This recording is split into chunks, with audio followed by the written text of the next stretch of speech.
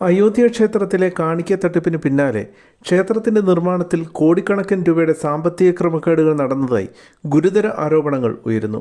ക്ഷേത്ര നിർമ്മാണവുമായി ബന്ധപ്പെട്ട് നടന്ന ഓരോ പ്രവൃത്തിക്കും 40% വരെ കമ്മീഷൻ ഈടാക്കിയെന്നാണ് ക്ഷേത്ര പരിസരത്ത് ജോലി ചെയ്തിരുന്ന ജീവനക്കാരും കരാറുകാരും വെളിപ്പെടുത്തിയിരിക്കുന്നത്. വ്യാജമായി രേഖകളിൽ ഉയർന്ന തുക രേഖപ്പെടുത്തി കരാറുകാർക്ക് പണം നൽകുകയും പിന്നീട് ഈ തുകയിൽ വലിയൊരു പങ്ക് കമ്മീഷനായി തിരികെ വാങ്ങുകയുമായിരുന്നുവെന്നാണ് പുറത്തുവരുന്ന വിവരങ്ങൾ. ഇതിനു പുറമെ ക്ഷേത്രത്തിലേക്ക് ഭക്തർ നൽകുന്ന സംഭാവന തുക കൃത്രിമമായി തട്ടിയെടുക്കാൻ ചില ജീവനക്കാർക്ക് പ്രത്യേക പരിശീലനം നൽകിയതായും ആക്ഷേപമുണ്ട്.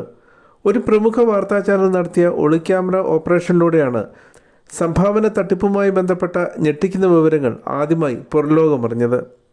ഈ വിഷയത്തിൽ വാർത്താസമ്മേളനം നടത്തിയ ആം ആദ്മി പാർട്ടി നേതാവ് അരവിന്ദ് കെജ്രിവാൾ ട്രസ്റ്റിനെതിരെ കടുത്ത ആരോപണങ്ങളുമായി രംഗത്തെത്തി.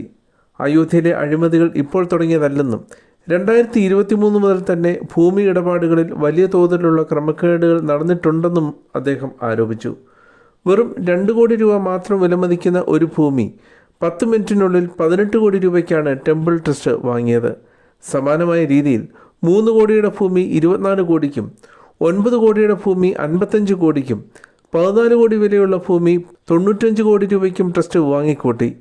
ഈ വൻ ഭൂമി ഇടപാടുകളുടെയും പണക്കൈമാറ്റത്തിൻ്റെയും ഔദ്യോഗിക രേഖകൾ നിലവിൽ പൊതുസമൂഹത്തിന് മുന്നിലുണ്ടെന്നും കെജ്രിവാൾ ചൂണ്ടിക്കാട്ടി. വൻ സാമ്പത്തിക ഇടപാടുകളെക്കുറിച്ചും കമ്മീഷൻ കൈപ്പറ്റലിനെക്കുറിച്ചും ശ്രീരാമ ജന്മഭൂമി തീർത്ഥ ക്ഷേത്ര ട്രസ്റ്റ് ജനറൽ സെക്രട്ടറി ആയിരുന്ന ചമ്പത് റായ്ക്ക് കൃത്യമായി അറിവുണ്ടായിരുന്നുവെന്നും ആരോപണമുണ്ട്. ചമ്പത് റായിയുടെ അടുത്ത അനുയായിയും ഡ്രൈവറുമായ ടിനു യാദവ് വഴിയാണ് ഈ പണപ്പിരിവുകൾ മുഴുവൻ നടത്തിയിരുന്നതെന്നാണ് ക്ഷേത്ര പരിസരത്ത് ജോലി ചെയ്തവർ ആരോപിക്കുന്നത്. ഈ സംഭാവന തട്ടിപ്പിന് പിന്നിൽ പ്രവർത്തിച്ചുവെന്ന് ആരോപിക്കപ്പെടുന്ന ക്ഷേത്രം അഡ്മിനിസ്ട്രേറ്റർ ഗോപാൽ റാവു നിലവിൽ അയോധ്യ വിട്ടതായും അഭ്യൂഹങ്ങൾ പരക്കുന്നുണ്ട്.